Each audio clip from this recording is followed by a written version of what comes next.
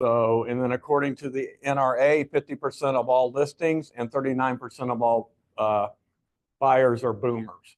So in the boomer range, at the bottom, I feel like we have what we call the go-go's, right? So they've retired, and they may want to the kids are gone, and they may want to downsize from the house to something more manageable. Maybe it's maintenance provided, something like that, where they can travel and they don't have all of that, right? So those are the go-go's. And then as we get older, then we get into to our 70s, we kind of get into the slow goes, right? We don't go, we're still going, but we're going slower.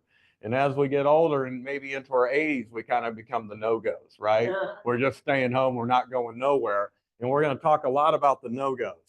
So, so there's our stat. So we are facing, okay, this just cut off a little, facing the greatest transfer of wealth ever. So the prior generation transferred about 7 trillion to their heirs. This next generation, the baby boomers, will transfer 70 trillion in wealth to their heirs. And and a lot of that is going to be in real estate. And that again is, they've owned a home for a long time, whatever, and they pass it on to the family and that, or they own a lot of real estate, right? And that gets transferred on. Right here's our family. So this is our 3 generations right here. The only thing missing is the wealth, right? So there's the generation. Now we need the wealth. And that's what we're working on. So, so that's kind of, okay, here's my video. I want you to watch. 10 years ago, my dad passed away, and we have been taking turns checking in on Mom at home. For a while, everything was okay. Mom was still independent, she seemed healthy, and she did not require much help. But recently, things started going downhill. You see, Mom's now 84. Although she thinks she can do something, we all know she needs a little more attention. Last week, when I went to check in on her, she was sitting in my old bedroom and she seemed lost. It was just for a few seconds, but the way she looked at me, I could tell something was not right. I'm talking to my siblings about the situation, but no one knows what to do. Is there a better place for Mom to live? Where can she go? Would she feel comfortable? How do we do this? How do we help her? My brothers Grant and George feel that Mom should move to a retirement home. Lucy, my sister, lives in San Jose. She doesn't come home much and thinks we should keep Mom where she is and just bring care in. Does she even know how much that would cost? Who's going to pay for that? Grant thinks we should move Mom to a retirement community and rent out the house. Who's going to manage that? If we rent out Mom's home, will the rental income cover the cost of Mom's care? George feels that Mom would like the retirement community and that we should sell the house and the money from the sale could pay for Mom's long-term care needs. We like George. Get from the house. How long will her money last when she sells? And what about capital gains taxes after she no longer claims her home as a primary residence? Me, I have a lot going on myself. I work full-time, I take care of my 3 kids, and I can't imagine all the work involved in getting rid of all the stuff that's in the house. What should we do? Who can help us understand our options?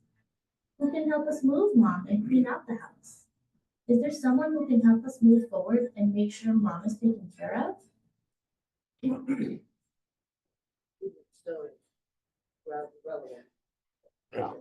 So, and I think we can all probably have, oh, we don't want to watch that again. So I think we can all think of that example probably in our own life, right? I think we all either we're getting older, right? We have parents, or if we're young enough, we have grandparents, right? And we've all seen where we've gotten to that stage in the life of, okay, what do we do next, right? So, okay. Seniors and their families often have more questions than answers. So they're curious about where they'll be living in the future as they get older. So we talk about, so sometimes, you know, we're talking about a senior and they don't know, right? So they've lived at home, they haven't given much thought about it, and they just, they're not. But we're starting to get signs that it might be, that maybe they're just not going to safe living alone at home anymore.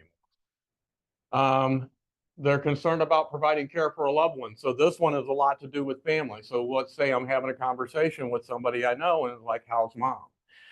She's not doing any good. The memory's getting less and less. We got this with Lorraine's mom right now. Lorraine's mom we're actually helping her father-in-law and mother-in-law sell a house, but she's got a problem with her mom, right? And it's just really frustrating, right? Mom's getting to the point where she's having trouble caring for her, right? And mom's being stubborn and doesn't want to leave the house. So, and here's the big one, people are wondering, will they have enough money to pay for the care, right? So, and right here, we added this in, a real estate agent can help them walk through many of these questions. And really, so we think about, okay, well, I'm a real estate agent. Really? I mean, I'm always told to stay in my lane, right? But I don't think so. I don't feel like I'm going to stay in my lane when it comes to this, because I want to help people solve problems, right? And if I can be the person that can bring the solution to them, not only have I helped the senior client, but we've helped their families. And guess who's going to be my next piece of business, hopefully. So, so this kind of the things that we cover. I want to tell you these slides, we do a seminar that we've taken into senior retirement communities where we actually have seniors kind of that come in. So some of these slides were kind of tailored to the senior themselves at that. But so this is kind of what when we go over it, three perspectives, 2 types of people, common dissolution, 5 conversations you want to have, senior living options, resources, next step strategies, and making a plan. So there's 3 perspectives one can have, right? Past, present, and future. And I don't know, does anyone, if you're dealing with a senior in your life, as we get older, we have a lot more past than we have future, and we tend to dwell in the past quite a bit, right?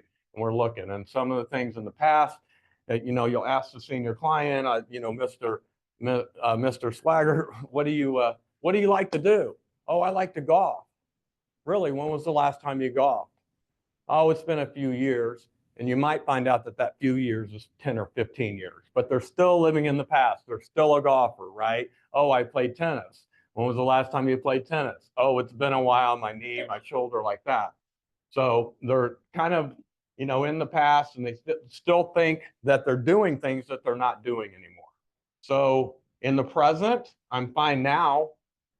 So I don't really have anything to worry about. I can get up and down the stairs now. My house works for me now, right?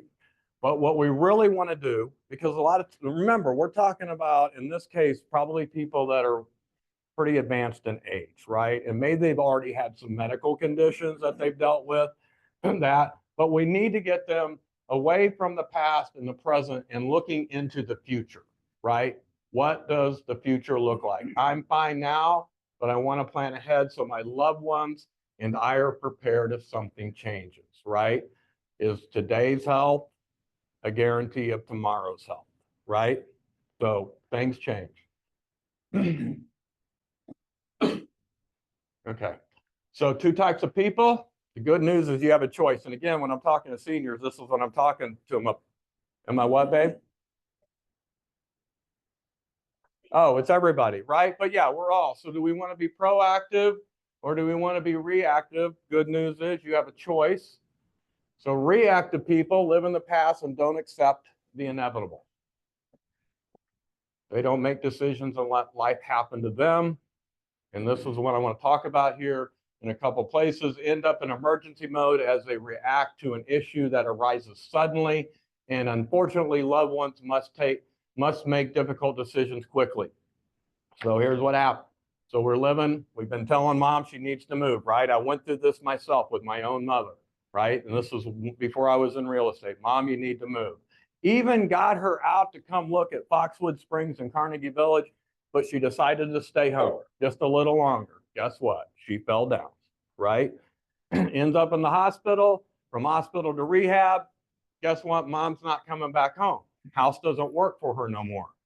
5 concrete steps down into the garage, laundry room's in the basement, right? So now Tom, his brother and sister are figuring out what do we got to do. Now we were kind of lucky because we'd already toured some homes and she had liked them. So, and we got a hold of Carnegie and they had a place for, we made it happen. But guess what? Now we're scrambling to sell all the house because guess what? We got to pay for this. Mom isn't loaded. So without selling the house, we can't pay for things very long. And that's what, kind of happened when, we reactive, waited till there was an emergency, and then we had to deal with it. And of course, that's going to create undue stress on themselves and loved ones. Take questions after. Yeah, go ahead. So you may be covering this. So in a situation like yours, are you exploring strategies to keep all the assets that your mom, dad, family has accumulated over time, instead of those going into a long-term care facility? Are you looking in ways to try to protect that for generational inheritance? Exactly. And yes, I will cover that a little bit, or I'll come back to it a little bit. But that's when we talk about a trust, making sure that people have stuff in their trust and they have a beneficiaries assigned to their trust and some things like that. That's the way we kind of do that. Proactive people accept the fact that they're not getting any younger, realize that they will likely need some level of care in the future. And we will. Like I said, today's health isn't a guarantee of tomorrow's health, right? Things change. Plan ahead so the future will be smooth. Create a plan before an emergency arises. Age gracefully with minimal family stress. And protect loved ones from the stress of caring for this. This is a big deal I talk about a lot. And allow loved ones to live their own desired lives if we're proactive. So some common disillusions that people have is I'm going to live in my same home forever. So 70% of people desire to die in the home that they live in. 30% of the people accomplish that. So most people don't get to. So, and I'll be in the same health condition forever. And here's one. People think family will take care of me. My kids will take care of me. And I always ask, have you talked to them about that? Do they know? And here's the other thing. Do you want your children to give up their lives to be a servant to you and not to be able to go on with their lives, not to be able to take vacations because now they're taking care of you 24/7 and doing all that? So we talk about that. My spouse will take care of me. Is your spouse trained to take care of you? If you fall down, can your spouse pick you up? If you're laying in bed, can your spouse turn you over, right? Can they do it? So maybe that's not a reality. And in some cases, the kids want to take care of them and the spouse wants to take care of them. So, and here's always the money. So if I sell my house, I won't have enough money. I'll run out of money and be a financial burden to my loved ones, and I won't have anything left to pass on to my family. So those are some common disillusions. And one of the things that we can do is sit down with them, talk about the value of their home, maybe other real estate that they got, find out if they have long-term health care, ask the questions. Other real estate agents don't ask this. What's your pension? What's your Social Security? What's your monthly income? And we can, because I'm going to go through some other slides where we can kind of help solve that problem if they have enough money or not. So 5 conversations about current and future health. So your physical health, how are you doing today? Are you doing okay? Is it getting harder to get up and down the stairs? Do you feel uncertain when you're taking a shower? Are you, all of those physical things, cognitive and mental? Are you getting a little bit just beyond forgetful, right? As we all get older, we get forgetful. Are we getting further along than forgetful? Are we remembering to take our medicine? Are we remembering to do things are we remembering to eat? The big one. Emotional and social. This is a really big one because so memory issues, Alzheimer's, it's a big deal, right? And one of the things is one of the ways we can protect ourselves about that is one is to be active. And the other is all about social and having cerebral stimulation. We need that. If we start not getting that as we get older, it's going to be that's when the memory issues are going to come in some more. And what happens is we've decided to stay in our home, but our friends are gone. Our family maybe doesn't live here. and we're getting less and less of that social. I used to get out. My mom, a great example, used to get out and volunteer at the church. She would get out and volunteer at St. Joe Hospital. And then she had her pinochle club. If you're fortunate enough to live long enough, you're going to lose friends, right? She started losing friends, started getting harder for her to get out. Then the wintertime, she wasn't getting out at all, right? So you're sitting at home alone. You got kids, but their lives are busy. And so you spend a lot of time. My sister is a great example. I have to tell her, watching the news all day long is not two-way conversation. Got to get out and have conversations, meet people. She needs to move into a retirement home. Financial. So, you know, understand what your financials are. And then we talk a lot about family dynamics. So here's some levels of care. So let's just say that we have decided that we're going to leave our home, and here's some options that we have. So independent living is maybe that we're just leaving a home that no longer fits us and we're not safe in anymore. And independent living can be anything. You can go buy your own home, you can go rent a home, you're living independently, right? But maybe just in a better situation. Or it can be in a retirement community. You got independent living. I'll say use Carnegie and Foxwood a lot because I'm most familiar with those. But they have independent living. You can go into assisted living. And then the next level is going to be skilled nursing. And then there's memory care. So these are kind of the levels of care that we may need as we get older. So here's some senior living options. Right size to a smaller house, townhouse or condo. That's good, right? That's a lot of the go-goers. What is 17 minutes in? Okay, she's giving me a thing. Okay, I need to keep moving. Okay, age in place with modifications. We'll talk about that in a minute. Retirement communities, activities, food, transition into care home at a level that's needed. So here's some right size. And again, this is going to be a lot of your younger people who are just, the kids are gone. My big house doesn't work for me anymore. I want, the yard's too much to manage. I need, so I can sell and buy or rent a home, townhouse, or condo.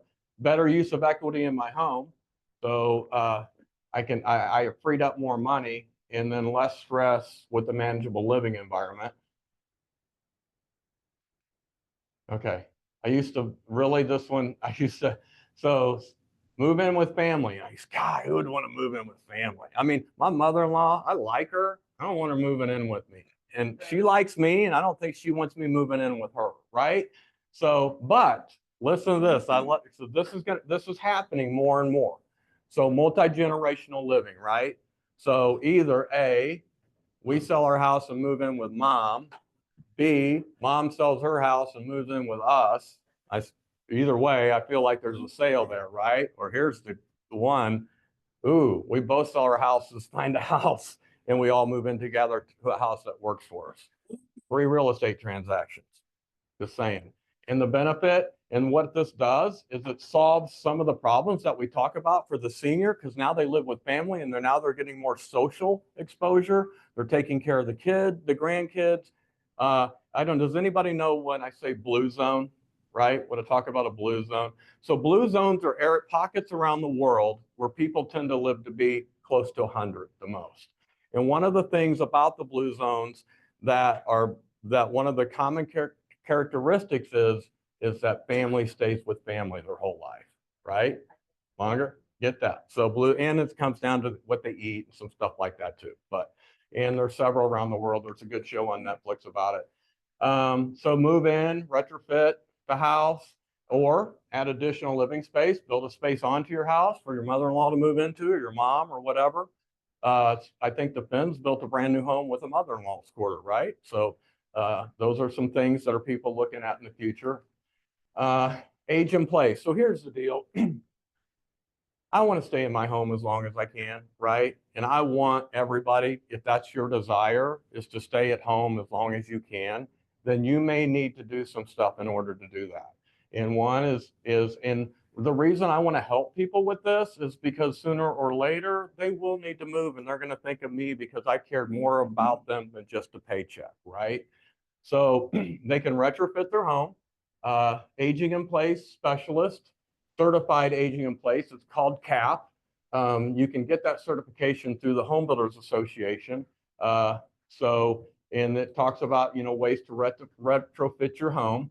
So when you're staying at the home, you've retrofitted the home, but you may need to bring in-home assistance, right? So maybe you can stay there, but you need some help staying there. And I'll talk about that in a little bit, which comes down to actually home health care.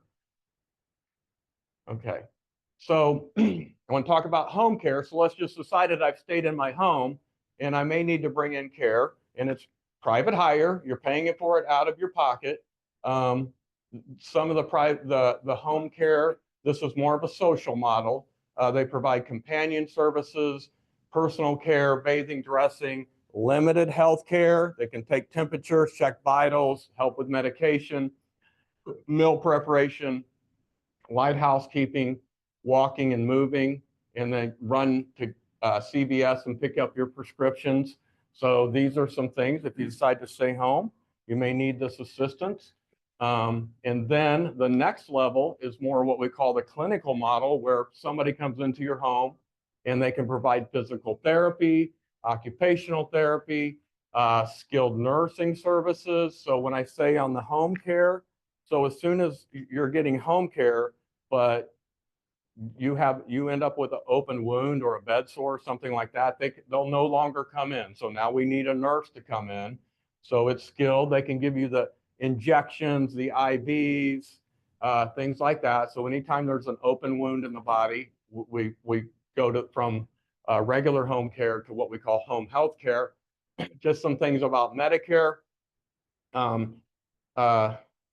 Just some things there. Typically, a lot of people think Medicare is the solution to the problems as they get older, and it's not, because when it comes to where you're going to go stay, they don't necessarily pay for all of that, but they will cover up to some. Another thing you can advise, one of the things I've learned is not, and this is important to me because I'm pushing 65, is that not all Medicare plans are created equal. And if we can advise people towards a good Medicare provider that can get them the right insurance, a lot of these things that will come up in life can make a big difference if you have the right care. So here, how much will it cost? So here's what these are national averages. So home care, $24 per single. If there's a couple, it's $30 per hour. Most of them will charge only a minimum of a half a day, right?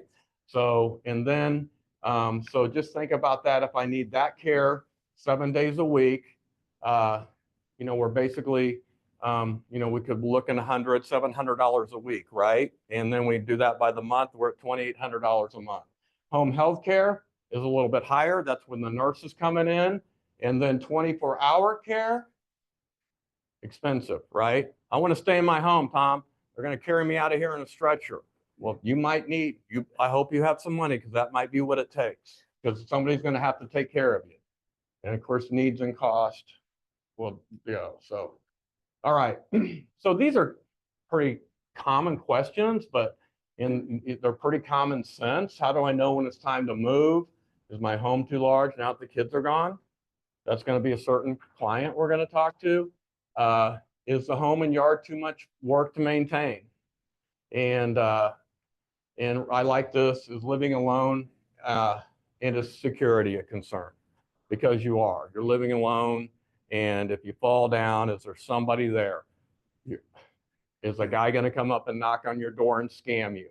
Are you somebody, you're kind of a target, right? So these are some of the most vulnerable people in our society, are the elderly, and they're kind of a target. So security can make a difference.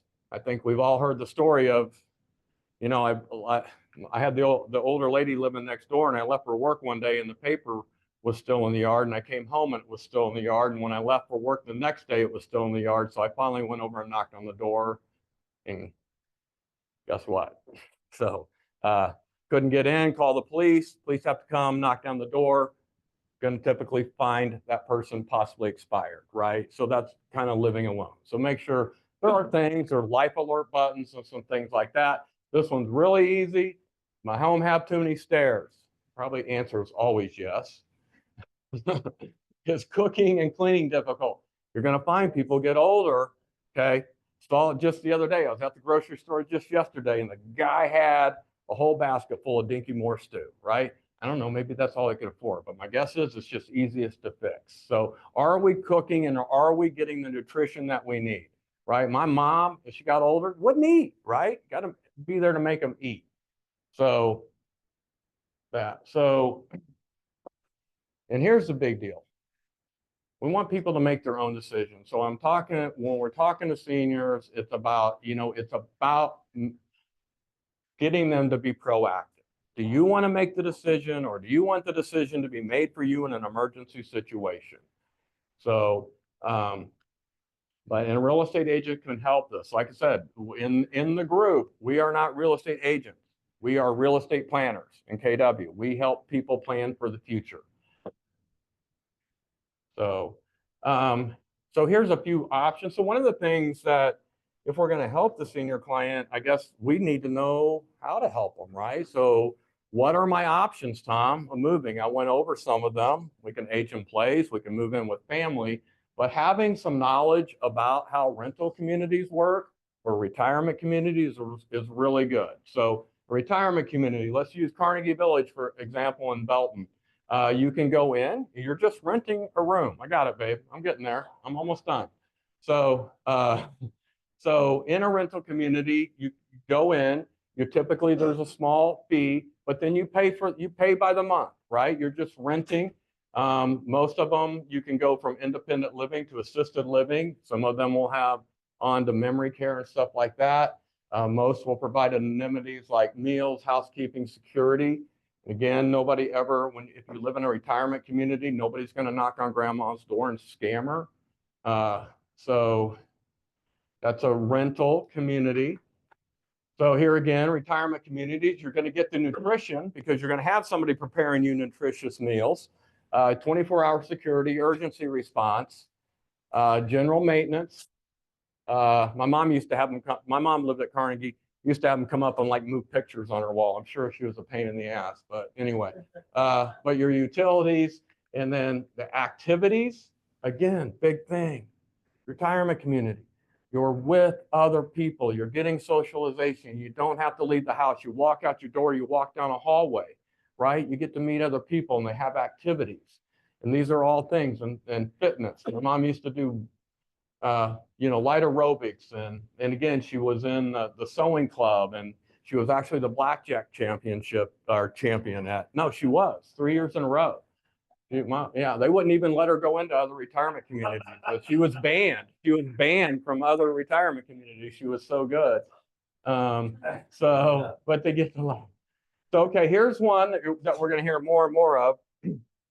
And they're around, and they're pretty big, and on the West Coast, and that's CCRC communities. So these are continuing care retirement communities.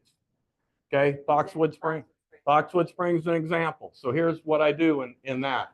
So there is a monthly fee paid like rent after initial upfront fee, and the upfront fee is big. And let's just say it's $100,000, depending on what kind of unit you want.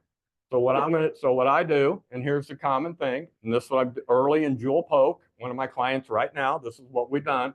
So selling the house, they're paying the upfront fee, but with the upfront fee, you are guaranteed care even if you run out of money. So a lot of people don't go for this one. It's expensive to go in. You'll get different opinions on it. Sometimes that fee is actually refundable, but here's a reason why I talked about maybe earlier, and I don't know before the start of the class, is memory care is getting to be a big thing, and we don't have enough beds, right? So if I go over to Foxwood, I give them $100,000 up front. I move into independent living. I get worse. I go to assisted living. I get worse. I go to skilled nursing. I get worse. I go to memory care. They guarantee me I have a place to stay, and my family doesn't have to worry about it anymore, right? So that's why some of these are popular. And so how much will retirement community cost? Good. I'm going to go through this real quick. Month-to-month rentals, independent living, $2,000 to $7,500, assisted living, $35,000 to $10,500, nursing, $8,000 to $9,000. Memory care, you can see is expensive. I know, so I talked a lot. I'm hoping that a lot of my clients will make the move and we're going to move into independent living.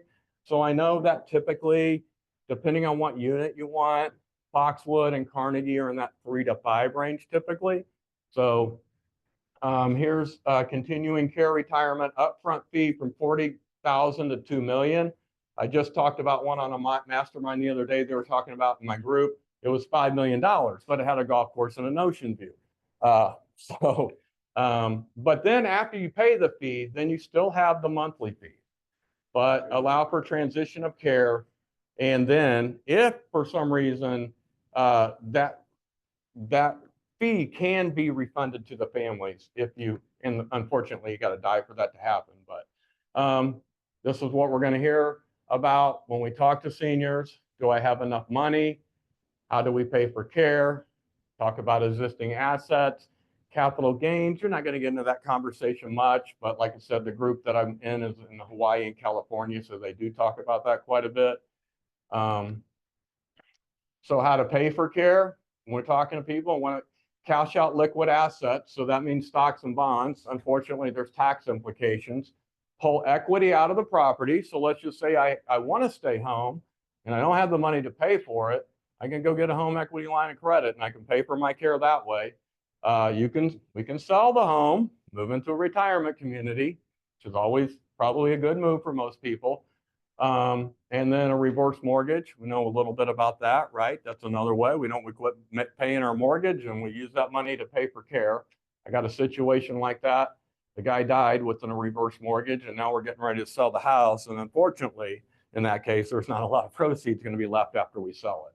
So, and then investment property strategies. Again, this is that senior client that owns some rental property. You can talk about how selling that can help pay for the retirement. And then it talks about 1031 exchange, but I'm not going to really get into that.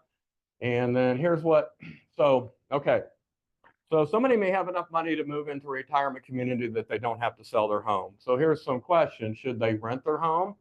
Okay, well, here's what happens after 3 years and 1 day. If you do that, you no longer are allowed your personal exemption. It now becomes an investment property, right? So if I bought the house for $100,000 and it's now worth $300,000 and I rent it out for 3 years and 1 day, I'm going to owe, when I go to get rid of that property, at that point, I owe capital gains on $200,000. Now, your primary residence, you don't typically, unless you sell it and make more than $500,000 if you're a married couple, or $250,000 if you're single, there are no capital gains. So leave it vacant. Carrie and I have a friend, exactly that example. Dad moved into, I think, skilled nursing, and this has been several years, and they still haven't sold the home because they're just kind of waiting for dad to pass, and then that way they get the home inherited it, no capital gains, and they want one of the daughters to keep it. So it's been sitting, they're keeping it vacant, right? So here's a bad one. Pass the home on to a loved one while living. No, we don't ever do that, right? There's better ways to do it. Put it in a trust and make them the beneficiary if you want them to have it. Because the minute that you put somebody else on your deed, they are now responsible for the gain. You've just created a tax situation for them. Again, same example, I bought it for 100, now for 300. I just put my daughter on it. My daughter's on the hook for 200 grand in taxes. Wait till you die, give it to them. Then there's no taxes. And then of course, sell the home and pay, it will help pay for my care. And then leave the family when I'm gone, always a great idea. But I do talk about this a lot. 70% of families will fight over real estate when left undecided. Have a plan. You got 1 kid, not a big deal. 2 kids, probably workable. You got 3 kids, things get really messy. And guess what? All those kids have spouses, right? Okay, and they have kids.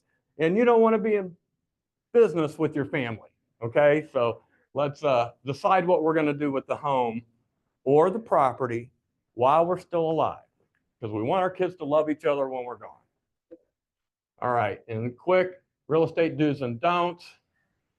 Tell people they got real estate, put it in a trust, protect it. A trust is a protective bucket with instructions. So I can say exactly what I want to happen with my stuff when I'm gone. Do consider a 1031 exchange.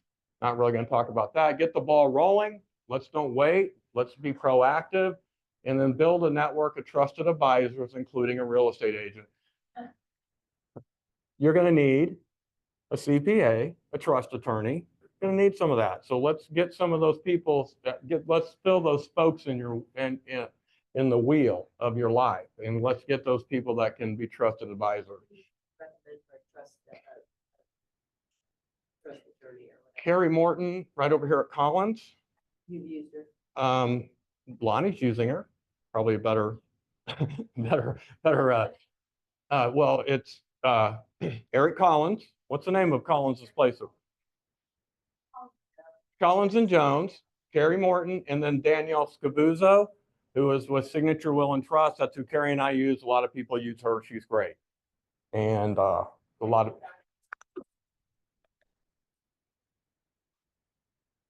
yeah, she did. And she'll be doing another one. So, and here's, again, I'm going to say this, don't change the title. Perfect example. My old neighbor, Brian. Brian and I, we go to have lunch. And he says, Tom, my dad's not doing well. Got a property down in Peculiar, a few acres. My sister don't have a pot to piss in. His words, not mine.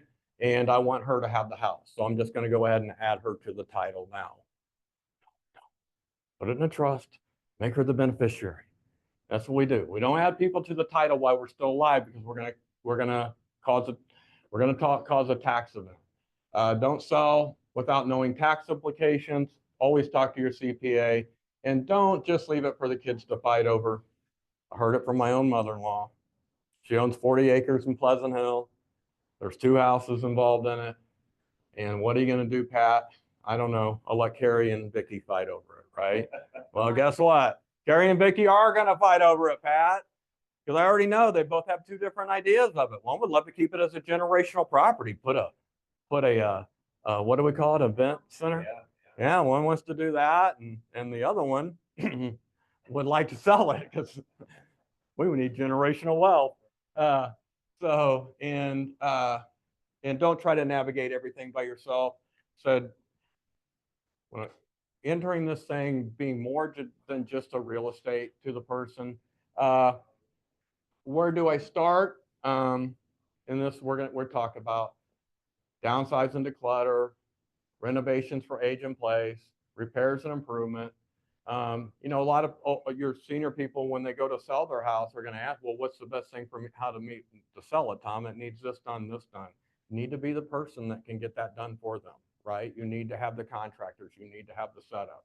Hey, Tom, I don't know about the taxes. Have a tax guy. Have a financial guy if they don't have one. Have somebody you can recommend. Like I said, repairs and improvements on the house to get it ready, get it clean, get stuff in storage, packing, organization, organizing and moving, and setting up the new home. These are all things that there's some really great senior movement, what we call senior move managers. Caring Transitions is one that I've used in the past, and they can go in and they can help people pack. They'll pack it, they'll wrap all the stuff. They'll even go into the new place and they'll set everything up for you. Costs money, but most families, once they find out that it could be worth it. And then, of course, talk about protecting the assets. A big word that we love to use with seniors, because they're all about it, is asset preservation, because that's what they've been doing their whole life. So here's some quick tips that just quick. Sort, sell, offer, retain, and toss. So when you're asking yourself when you're moving, do you love it? Will you use it again? And will it fit in my new home? So tell people to create 4 piles: sell, offer, retain, and toss. And I really always point out, don't count on the sell too much. People usually don't want your stuff, but occasionally. And so executive, yeah. So understand their situation. And you understand their situation by asking questions. And you're going to ask some questions that other real estate agents aren't. You're going to ask them about, what's holding you back? Tell me about your family. Tell me about who's going to get in the way. Tell me about your kids. Do your kids all think alike? Are your kids all in the same situation in life, economic situation? You're going to find out more. You're going to find out a lot that you want to know. You're going to find out some marriages aren't that stable. So we're going to talk about some things, right? And they're usually going to open up and let you. identify their challenges. Like, what's keeping you from moving? It's gonna be money. It's gonna be what I'm gonna do with my stuff most of the time. We come up with that solution. Clarify their goals, learn options available. That's why we can kind of go through, hey, what does a senior retirement community cost? What does home care cost if you decide to stay here? Things like that. And then of course, if they decide that they think it might be time to sell and move on to somewhere, help them create a timetable, get the decision makers involved, and get a professional team. I ask people, so who's your accountant? Who's your financial advisor? Who's your trust attorney? Because and do you mind if I call them? Because I want us all to be on the same page, right? So they like it. You've teamified it. We talk about teamifying it. You get in there. And now what we're going to do now, we've contacted their financial advisor. And when I talk about all those people is because one of the first calls that people are going to make when things go bad, and especially if mom dies or something like that, it's going to be the financial advisor, right? So if you have a relation with that person or other financial advisors, and it's like, okay, mom's dead, we need to sell the home, blah, blah, blah. You want to be that person that gets referred, right? So build those relationships with those different people. Good. So questions when we're sitting down at the table with them and kind of figuring out if we can afford it, right? Do you have long-term care insurance? Most people don't, but some people do, and it can be very helpful. Monthly pension and retirement, or how much money do you have coming in? Because, hey, Tom, can I afford it? I don't know. Let's find out how much money you have. Let's find out what your house can sell for, and we'll find out if you can afford it. Who's your financial planner, CPA, and trust attorney? I just talked about that. And do you mind if I contact them so we're all on the same page? And then tell me about your family. Who's going to get in the way, right? Who's trying to hold on to as much of mom's money as possible? And who's going to, want you to, whatever, do something beyond what you want to do? And who's going to support your system, your decision? And then who needs to be involved in the real estate discussion? Because we want the families in, because yeah. If you ask them if you can talk to their CPA and trust attorney, you have to have documentation allowing you. Huh? No, I'm not asking we're not asking the financial advisor or the tax attorney to tell us anything about their personal information.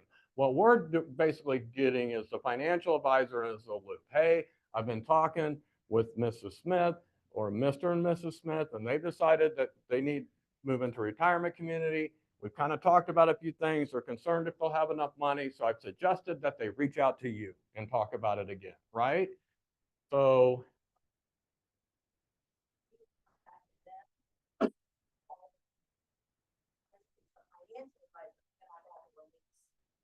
yeah. Yeah, you're not going to have it to them. So, right. And then remind them that they don't have to do it alone. Yeah, we get close. Question to help them move. This is what we do with everybody. What's causing you to think about moving? Right? We should be doing this with all of our clients, right? These are the questions we ask. The questions is what's going to get us. It's what's going to uncover the motivation. It's like the guy on the beach with the metal detector. He's trying to find the gold underneath the surface, right? So 10:45, babe, I got it, but I'm almost done. And then these are the things that, questions we can ask. Do you need help downsizing and moving? You'll find out. So, am I done? Oh, final tips. Okay, Carrie finds, what do you call this a little bit? What? I don't think so. Remember, we may be talking to somebody 85 or 90 years old. We've slowed down a little bit. Speak slowly, clearly, and louder than normal. Use simple everyday words. Avoid acronyms, right? They don't care about your CRM or your ADL or whatever. They want to know what you mean. Have them face away from the sun to avoid the glare. It's usually when I'm in negotiations with somebody, I always send them so they're facing the sun, but not old people, right? So it's better. Yeah, like, them face the sun where they can't see. Walk slowly and don't rush them because you're going to be walking through the house, man. And the reason this is on here, this is against everything I am. I don't walk slowly. I don't talk slowly. I don't do all that. I got to remind myself that. Look them in the eye, because a lot of times they're not hearing very well and they get by on reading your lips, right? So look them in the face when you talk, shake hands firmly but not tightly. Write everything down because they love that. And then also let them see you write it down. That way they think when they come back, if you say, well, we talked about this last time, they're going, well, he wrote everything down, so he must know. And then at the end of the day, let them tell their story, right? Because we're all going to be there someday, right? We're all, if we're lucky enough, we are going to be in the situation. And we want somebody to listen to our story, right? Because it's all got to mean something. And they want to know about their legacy. They want to know their life was important. They want to know they did cool stuff.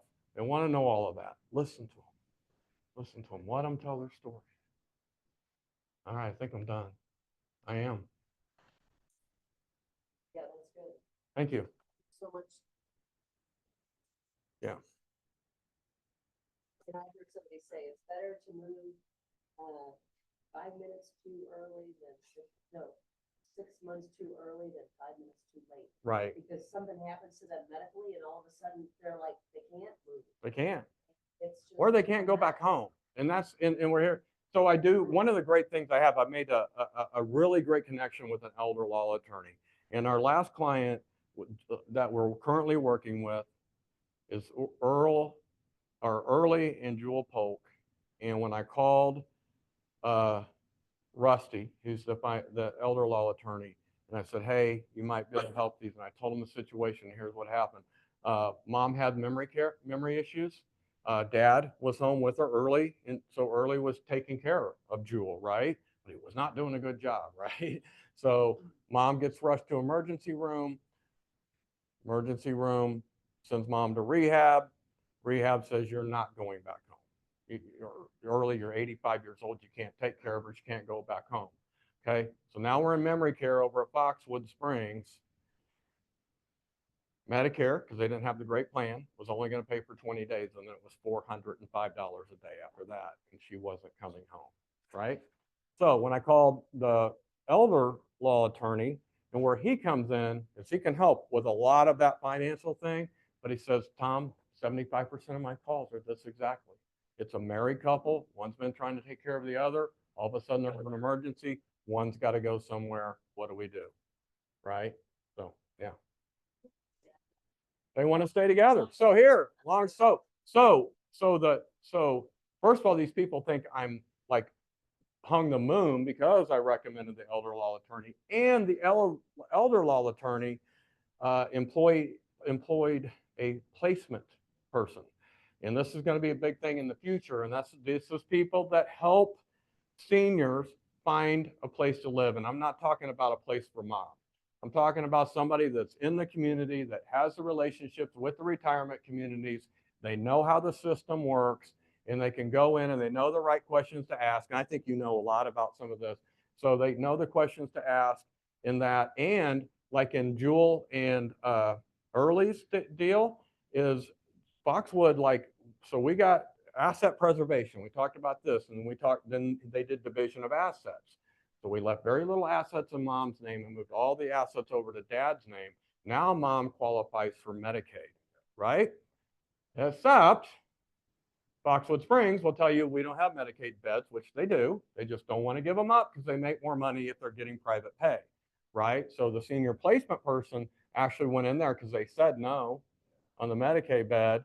But when she went in there and said, okay, but we're going to bring husband over to independent living. And then all of a sudden they were able to make a deal. So they got money. Other than that, they were not. They would run out of money, right?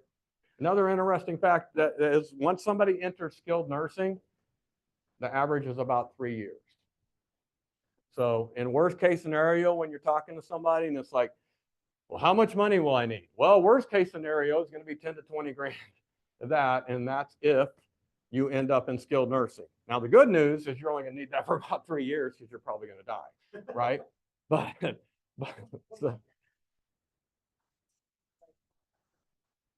The what? That- Oh, Alzheimer's. $405 a day, 12,000 a month, 150 grand a year. Yeah, it's crazy.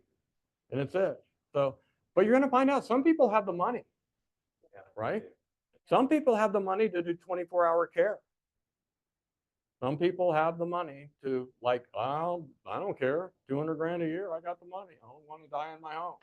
Bring people in here. That's what I'm going to. I had a situation, 2 years ago for the first one, and then just recently on another, where the person knew they were going to get assisted living, and they wanted to put the property to their children. Uh-huh. And I know that there is a timeframe that they can come back, because I was showing a property in the first one, and then the agent had to come and they had to take it off the market because the person that it was put into was gonna try to sell it. The facility that the parent was in was going after the property to pay for the facility.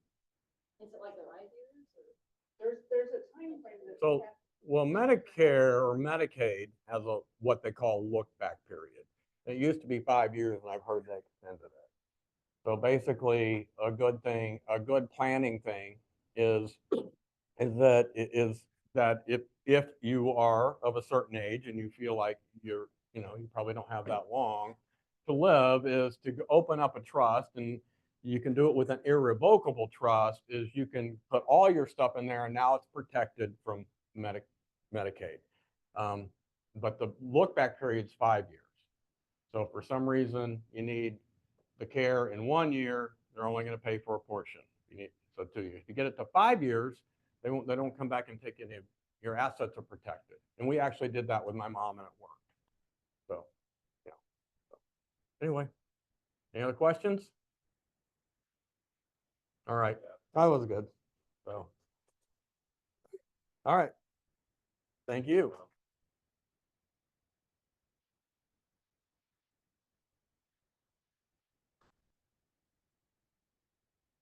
One of the things that you are, because Scott and I talked about this, is that 50% of residential investment property is owned by mom and pop, right? And mom and pop get older and they don't want to take care of that property, becomes too much to take care of.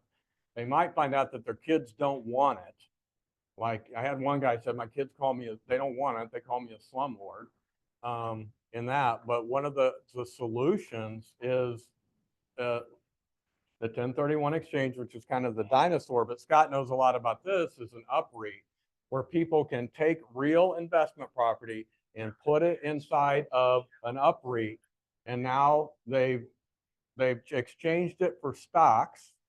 They don't have any capital gains on the property. They've exchanged it.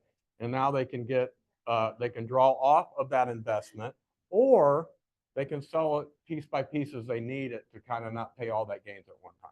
But that's going to be, I mean, I probably didn't explain that exactly right.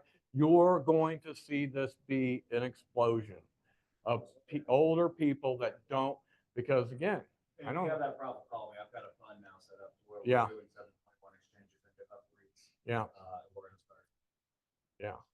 Again, making it a bunch of problems. you run into that 80, I'm gonna say 85-year-old client that's got 10 rental homes. And first of all, you're gonna find out that they're not performing for them, right? I love it when I hear, I've had the same renter for 20 years. Well, I bet you ain't raised your rent 20 years either, right?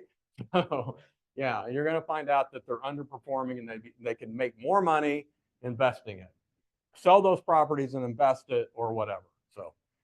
So 721 exchange is similar in a lot of ways to a 1031, except for a 1031, you take it and you have to go and buy another property, identify it in 45 days, put another loan on it most of the time. So you just keep levering up your loans. On a 721, you're up and out, is what we say. So what you do is the fund will take the property, will give you